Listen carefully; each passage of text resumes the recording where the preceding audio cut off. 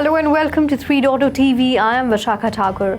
Semler Scientific has bought an additional 237 Bitcoin for approximately $23 million or just over $98,000 per coin, the healthcare technology company said on Jan 13. It bought the Bitcoin using proceeds from stock sales and operating cash flow. The company now holds a total of 2,321 Bitcoin worth nearly $192 million. Well, it bought Bitcoin for an average cost basis of less than $83,000, it said. Semler has issued more than $120 million of stock to finance Bitcoin buying, among other activities. The BTC purchases brought the stock's Bitcoin yield up from 72.6% to 99.3%, it said. Asset manager BlackRock is launching a new Bitcoin BTC tickers down $95,973 exchange-traded fund on CBOE Canada, the Canadian Securities Exchange said on Jan 13. The ETF is designed to give Canadian investors access to BlackRock's flagship US spot Bitcoin fund, iShares Bitcoin Trust. It will invest all or substantially all of its assets in IBIT, CBOE Canada said. Dubbed iShares Bitcoin ETF, the Canadian fund will trade under the same ticker IBIT as BlackRock's US product. Shares denominated in US dollars will be traded under the ticker IBIT.U, the exchange said. Online brokerage platform Robinhood has reached a $45 million settlement with the US SEC after an investigation accused the company of violating more than 10 securities law provisions. The penalty impacts two of Robinhood's broker-dealers, Robinhood Securities LLC and Robinhood Financial LLC. It also said that Robinhood failed to comply with Regulation SHO, a rule aimed at regulating abusive short-selling practices from December 2019 to May 2022, and failed to adequately address a cybersecurity vulnerability in 2021, which led to an unauthorized third party accessing information related to millions of Robinhood customers. Intesa Sanpaolo, Italy's largest banking group, has purchased 11 Bitcoins for roughly $1 million, becoming the first Italian bank to make a direct investment in the crypto.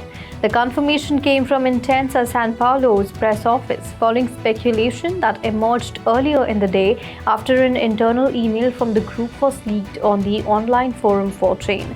It remains unclear whether the move signals the group's intent to expand into crypto services or is merely an exploratory investment in digital assets. Pump.Fund, Solana's popular no-code token launcher, has achieved over $400 million in annual revenue, with more than 6 million token deployments since its launch in Jan 2024. The platform, which has played a key role in Solana's meme economy, continues to dominate, with over 13 million wallets interacting with it and projections suggesting it could generate over $1 billion in revenue in 2025. Well, despite its success, the app faces criticism from analysts pointing out that only a small percentage of traders profit significantly and a minimal number of tokens graduate to major exchanges like Radium. JP Morgan analysts believe the launch of Solana and XRP ETFs could attract up to $8 billion in new assets. Drawing from the success of Bitcoin and Ethereum ETFs, which have seen significant market cap penetration, they project that Solana could see $3 to $6 billion in net assets, while XRP could bring in $4 to $8 billion. Ripple's Monica Long is optimistic about XRP's potential SEC approval, which could lead to increased ETF applications from asset managers like Bitwise and Grayscale. Solana's stablecoin supply has surged by 7.11% to reach $5.89 billion, its highest point in over 2 years. Well, this growth is largely driven by Circle's issuance of new USDC tokens and reflects a risk-off sentiment, with investors flocking to stablecoins for security. While Solana's stablecoin ecosystem expands, including a variety of fiat-backed currencies and yield-bearing stablecoins, USDC remains the dominant coin, making up 74.4% of the supply. Solana's DeFi ecosystem, supported by platforms like Camino Finance, Drift Protocol, and Lulo Finance, continues to thrive, with high stablecoin lending yields attracting substantial deposits. The rising stablecoin supply suggests that market participants are holding funds within Solana, possibly waiting for more favorable conditions to redeploy capital. Former Thai Prime Minister Thaksin Shinawatra is advocating for the legalization of online gambling and casinos in Thailand, projecting that it could generate up to 100 billion baht, and which is $2.89 billion annually. Thaksin supports this move as a way to boost tourism, create jobs, and tap into the underground gambling market. He also calls for pro-crypto reforms, urging Thailand's SEC to embrace stablecoins and digital assets and suggests the use of a passport-like ID system to regulate gambling.